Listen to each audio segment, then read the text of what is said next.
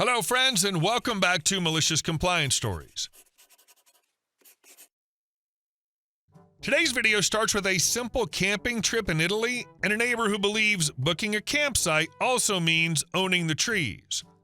But before we begin, best way to support our channel is to leave comments, like, and subscribe with the turned on bell so you don't miss the new video every single day. Here we go. My campsite neighbor claimed everyone is entitled to 2 trees. We went caravan camping in Italy, which anyone who's done it knows is always a bit of a spatial gamble. Italian campsites are charming, scenic, and usually packed tighter than you'd expect. Because of that, we were careful when booking. Our caravan is 7 meters long, plus we had a car and a small tent, so we specifically reserved a pitch advertised as large enough to accommodate all 3 without drama. When we arrived, the first thing we noticed was that the space was optimistic. On paper, sure, it technically fit the dimensions we booked. In reality, it felt noticeably smaller, hemmed in by trees and neighboring setups.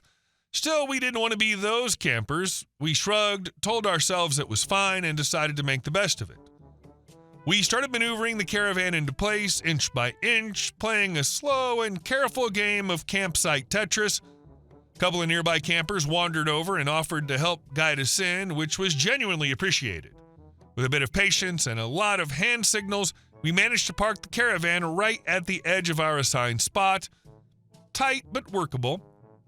That's when I really clocked our direct neighbors. They were a hipster family with a tent, a hammock, and a shiny Volkswagen California van. They were already fully settled, lounging comfortably in their hammock and watching us with detached curiosity. At first, nothing seemed off, until I realized their hammock was strung halfway across our pitch. Not near the border, not brushing the line, it covered a solid third of the rear of our space. I remember thinking, that's ambitious, but figured we'd see how things shook out. We continued setting up our tent, carefully working around the hammock. The final step was parking the car beside the tent, and that's when it became clear the car might fit, but only if everything went perfectly. One wrong turn and I'd either scrape their van or clothesline myself on their hammock. So I walked over and asked politely, "Hey, would you mind pulling the hammock down for a minute while I park? If it fits, you can put it right back up. I just don't want to risk hitting anything." I honestly expected a quick, reasonable response. Instead, he frowned and said, "Everyone is entitled to 2 trees." I paused. "I understand," I replied, still calm, "but this is our booked space. I just need a few minutes to park safely." That's when his tone shifted. He sat up and gestured around like he was explaining an ancient law of camping. "You already have 2 trees on the other side," he said. "Those are your trees. These are ours." I took a breath. "I didn't book trees," I said. "I booked square meters. The boundary of our pitch goes to that cornerstone right there." I pointed to the clearly marked stone separating the pitches. There was no ambiguity. The campsite had made it obvious where one space ended and the next began. For a moment, I thought this was going to turn into a full argument. Instead, he huffed, climbed out of the hammock, and pulled it down without another word. No apology, no acknowledgement, just pure simmering resentment. This is the heart of it. He didn't just misunderstand the rules, he invented his own, the 2 trees doctrine, and assumed everyone else was playing the same game. When presented with objective reality, the boundary stone, his fantasy collapsed, and the resentment was for you shattering his illusion of a perfectly curated world. I parked the car. It fit, barely, but it fit. I let him know he could put the hammock back up. He ignored me completely. The rest of the evening was spent under a steady barrage of angry looks. Every glance was loaded, every movement exaggerated. He didn't say a word, but somehow managed to communicate his outrage from across the campsite with impressive dedication. What bothered me wasn't the hammock itself, it was the entitlement. The silent treatment was the real punishment. Having lost the argument on logic, he weaponized atmosphere. His goal was no longer to share space, but to make you pay a social tax for daring to enforce the shared rules, transforming a minor compromise into a moral injury he'd suffered. If he'd simply said, "Hey, space is tight for all of us, would you mind parking near the entrance so we can keep the hammock?" I probably would have done it. No argument, no resentment. That's camping. You adapt, you compromise. Maybe you crack a beer together later and laugh about the cramped conditions. Instead, he seemed to live in a fantasy where everyone thought exactly like him and followed rules he'd made up on the spot. They packed up and left a day early without a word. The following day, after enjoying a blissful stretch of empty space, a sweet Italian family with a small baby moved in next to us. They introduced themselves, smiled, and immediately asked if their setup would be okay with us. It was. Everything was. Funny how easy shared space becomes when people remember it's actually shared. The perfect contrast, the problem was never the space, it was the mindset. The second family understood that community is a verb, an ongoing negotiation of okay with us. Their simple question acknowledged your humanity, transforming a transaction of square meters into a relationship, which is the whole point of sharing a field under the stars. And our next story. They treated my wheelchair ramp as their parking spot. The move to the California bungalow was supposed to be the beginning of a serene, independent chapter. After a years-long search, I'd found a home that wasn't just accessible, but thoughtfully designed for it. Wide doorways, a roll-in shower, lowered counters. It was a sanctuary. But its most critical feature was the custom-built wheelchair ramp that swept from the driveway to the front door, bridging a treacherous gutter and curb combination at the property line. That ramp wasn't an accessory. It was my lifeline, my only safe passage to the outside world. My neighbors were a sprawling, boisterous family, names changed. Paul and Martha Miller, their 3 adult sons, and 1 daughter all lived under one roof. Between them, they owned 5 vehicles: Paul's work van, Martha's sedan, a jacked-up truck, a compact, and a sleek, noisy motorcycle. Their driveway held 2 max. The other 3 lived on our quiet, permit-free street. Almost immediately, I discovered the most coveted spot, the stretch of curb directly in front of my wheelchair ramp. The first time it happened, I was more puzzled than angry. Paul's van was parked so close to the ramp's edge that I couldn't deploy my chair's side guards. I knocked on their door. Martha answered, wiping her hands on a dish towel. "Oh, honey, I'm so sorry.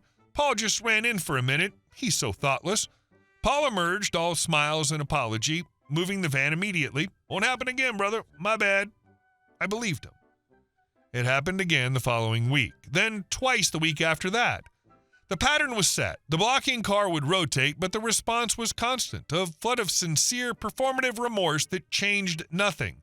"Luis, move your truck." "I'm so sorry, he's a space cadet. Miguel must have forgotten. We'll talk to him." The apologies were warm, immediate, and utterly hollow.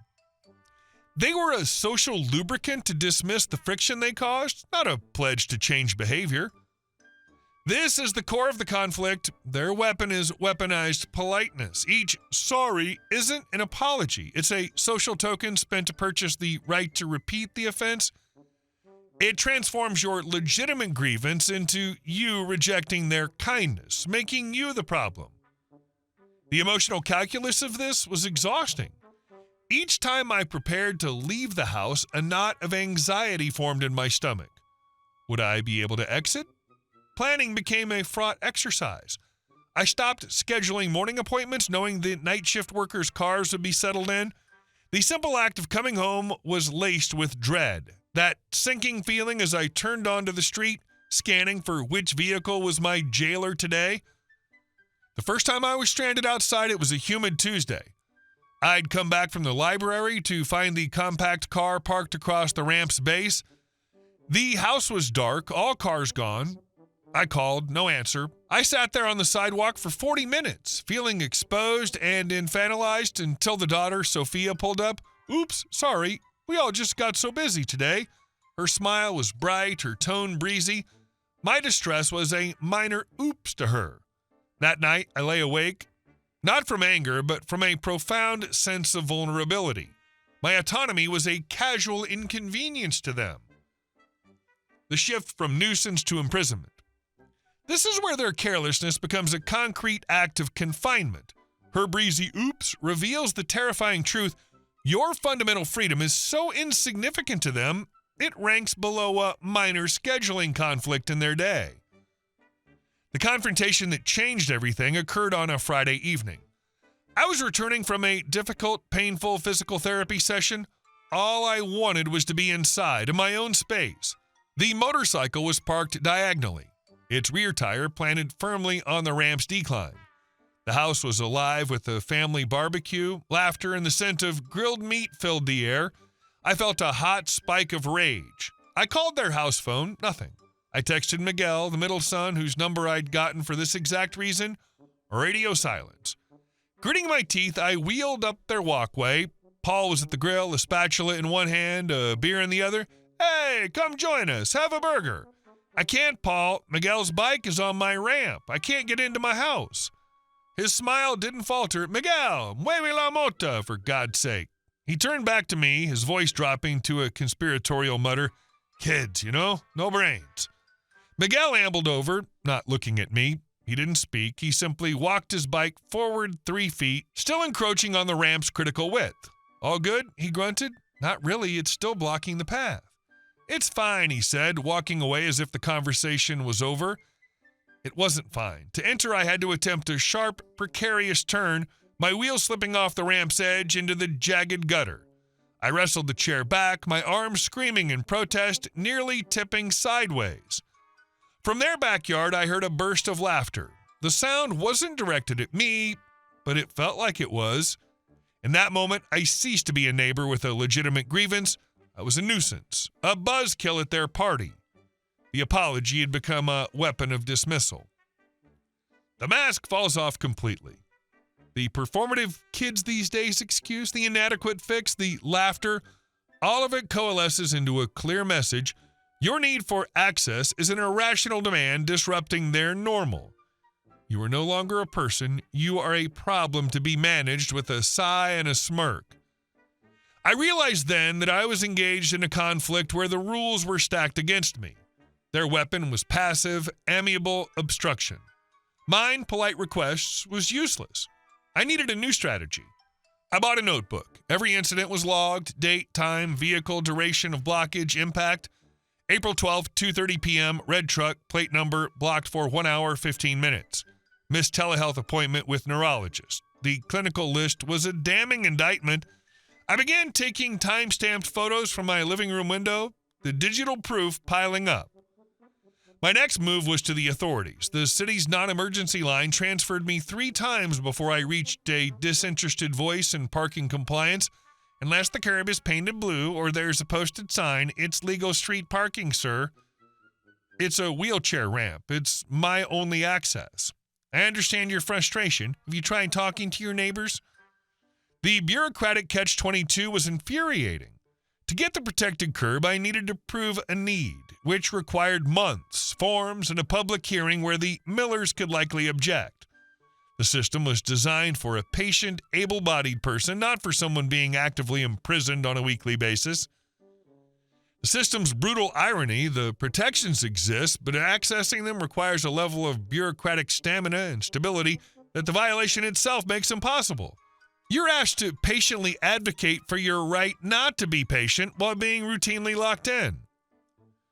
So I escalated the conflict on the ground. The next Saturday, finding Martha's sedan parked across the ramp, I didn't call. Instead, I took a can of bright orange sidewalk chalk spray, temporary, washable, but glaring. I sprayed a large, unmistakable outline on the street, a geometric ghost of my ramp's necessary clearance zone with bold letters, access blocked. Then I sprayed a single bright arrow pointing to their front door. The reaction was swift. Martha came out, her face a mask of shock that quickly morphed into indignation.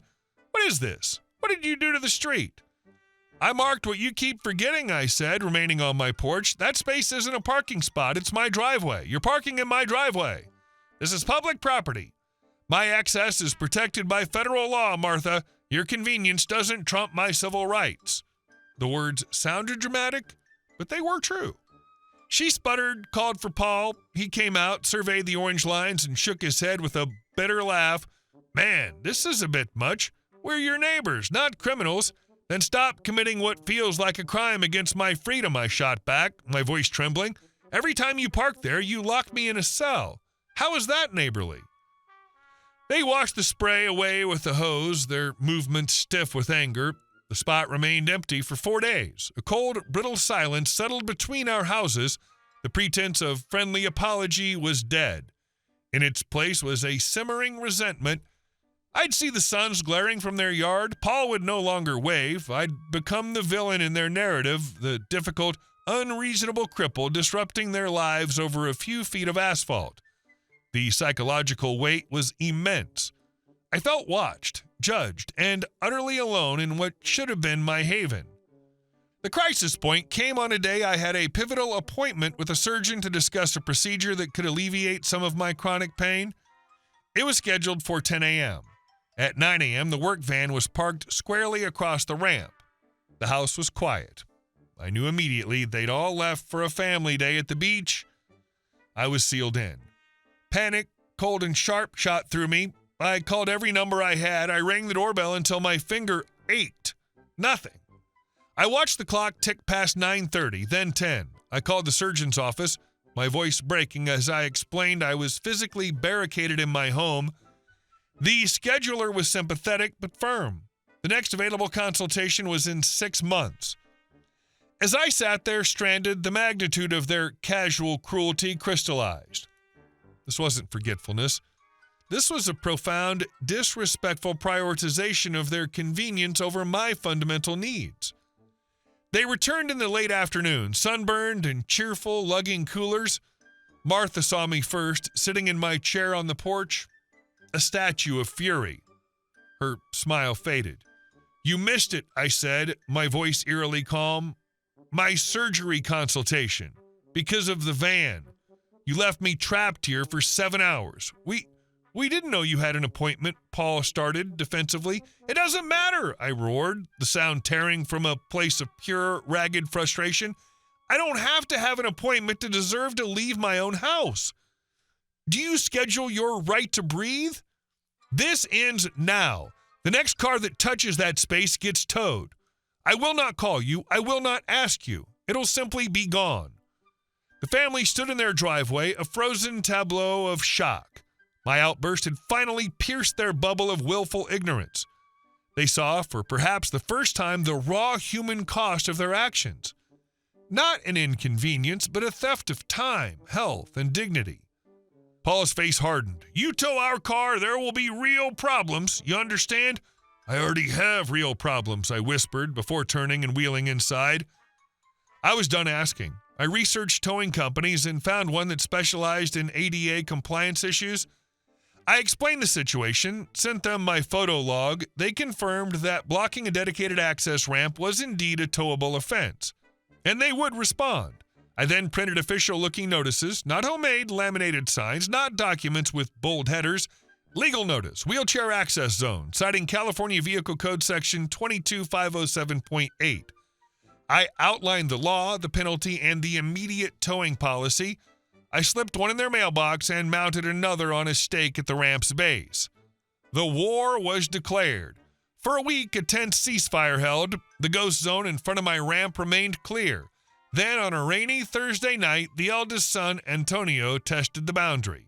His truck was parked with 2 wheels on the ramp's approach. It was a provocation, a dare. I didn't hesitate. I called the towing company. "It's happening now." The truck arrived in 20 minutes, its yellow lights cutting through the drizzle. The process was swift, brutal, and loud. The metallic shriek of the winch, the crunch as the truck's wheels locked and were dragged onto the flatbed. The Miller's front door flew open. Antonio and Paul sprinted out, barefoot in the rain. "Stop! What in the hell are you doing? That's my truck." The tow driver, a wall of a man in a reflective vest, didn't even look up. "Blocking an access ramp. It's being impounded." He handed Antonio a rain-spotted ticket. "Lot address is on there, cash or card only." Paul turned to my house, where I watched from the illuminated window. He screamed, a wordless roar of pure rage, pounding his fist on the hood of his own car. "You'll pay for this! You hear me? You'll pay!" I simply pulled the curtain shut, my heart hammering. It was done. This is the only language they finally comprehend. Concrete financial consequence. The roar of the winch and the $500 fee translate your abstract right to access into a tangible loss for them. Their rage is the sound of that translation hitting home. The fallout was nuclear. The next morning, I found my notice stake snapped in half. The police came to my door later that day. The Millers had filed a report for vandalism and harassment. I calmly presented the officer with my 3-month log, the photos, the city code printouts. He skimmed them, his expression shifting. They said, "You're harassing them over parking." "Officer, is it harassment to need to leave your home for medical care?" I asked. He left, telling the Millers it was a civil matter. The animosity was now a physical presence, a thick miasma between our houses. But a profound change had occurred. Not one single vehicle ever touched the ramp zone again. They parked halfway on their own lawn. They double parked down the block. They let cars sit for days with expired tags rather than use that spot. The cost of Antonio's tow, nearly $500, had made the abstract concrete. A month later, empowered by my documentation and the police report case number, I finally navigated the city bureaucracy. A disability rights advocate helped me file an expedited request. Within weeks, a city crew arrived. They poured fresh concrete, painted the curb a brilliant, unmistakable blue, and installed a permanent reflective sign. "Towaway zone, no parking, wheelchair access." The day they bolted the sign into the ground, Paul was washing his car. He watched the entire process, the hose dangling, forgotten in his hand. When the crew left, we made eye contact across the newly sanctified space. There was no apology in his gaze, only a cold, final understanding. The law was no longer on my side. It was in the sidewalk, in the paint, in the steel post. He'd lost. My freedom had a price, and it was paid in neighborly goodwill and his son's $500. He looked away first. I wheeled down the ramp, the path gloriously permanently clear. The victory was silent and stained with bitterness. I had my access, my autonomy, my safety, but the house next door, once a source of warm tamales and waved greetings, now felt like a fortress facing mine. I'd traded community for liberty. As I rolled onto the public sidewalk, the unblocked path before me, I knew it was a trade I would make every single time. The ramp was mine. Finally, and absolutely mine. The bitter truth of the victory, your autonomy is now physically enshrined in concrete and steel, a monument to a war that never should have been fought. The cost wasn't just the $500, it was the death of the myth of community, replaced by the cold, hard reality of a legally enforced boundary. Hey guys, thank you all for watching the video. I'll see you in the next one.